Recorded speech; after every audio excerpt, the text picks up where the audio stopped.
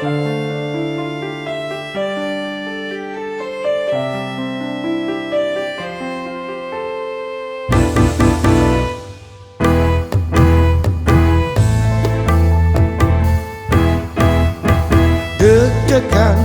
nalika crita perkara ati tresno,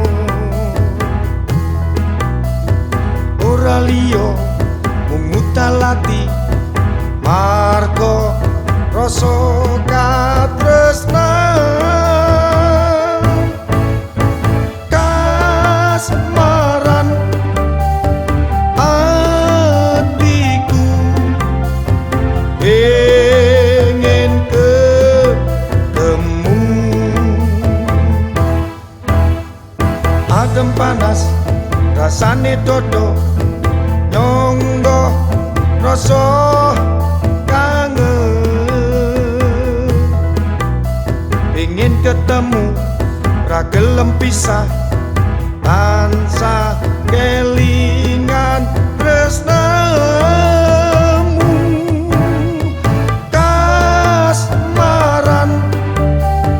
atiku ingin ketemu.